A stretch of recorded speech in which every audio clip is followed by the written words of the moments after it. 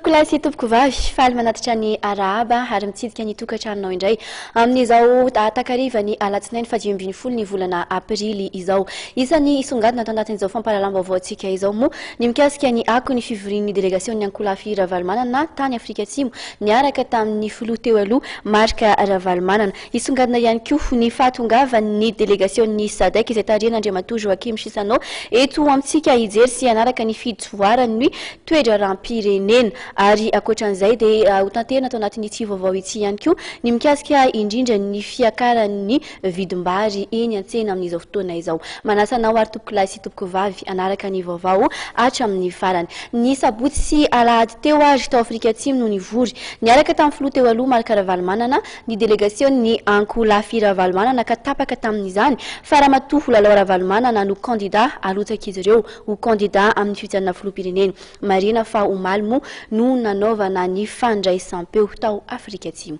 Nandindinizay avy hatrany.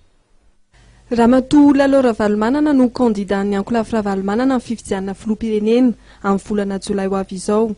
Izay nitapaka nandritra ny fivoriana ny rahan'ny delegation'ny Ankoulafy Ravalomanana izay niazony ao amin'ny Afrika Atsimo ny sabotsy sy alahady teo niaraka tamin'ny filoha teo aloha Marc Ravalomanana tatsy Afrika Atsimo. Rehefa nandinika ihany koa sy fampiresaka sy ny fampizara hevitra ny mouvance niaraka tamin'ny filoha Ravalomanana dia nanapa-kevitra fa Ramatoa Lalao Ravalomanana vadin'Andriamatoa filoha Marc Ravalomanana no atolotry ny mouvance Ravalomanana amin'izany toerana candidat ny mouvance Ravalomanana amin'ny fifidianana filoham-pirenena amin'ny fahaefatra amby roapolo ny volana Jolay izay.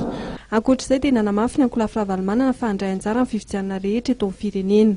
Rehefa nifandinika sy ny fanapaka ny rehetra niaraka tamin'ny filoha Marc Ravalomanana dia tapa-kevitra fa ampiseho fahavononana ohatran'ny nampiseho ny fahavononana hatramin'izay ny mouvance Ravalomanana dia handray anjara amin'ireo fifidianana rehetra izay ho avy amin'ity taona 2024 ity ny fifidianana filoham-pirenena izany fifidianana sombavam-bahoaka ary eo ihany koa ny fifidianana ben'ny tanàna sy ny mpanolo-tsaina ny tanàna.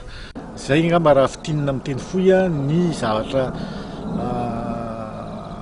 fanarahana niaraka tamin'ny filoha Marc Ravalomanana sy ny mouvance tamin'ny fivoriana izay natao ny mouvance taty Afrika Atsimo omaly sabotsy sy androany alahady 14 aprily. Ankoatra ny Ramatoa Sara Georges Rabearso, Ramatoa Brigitte Samuel dia ny ampy Ramatoa Lalao Ravalomanana indray izany ny candidat vehivavy hirotsaka ho vidiana ho filoham-pirenena.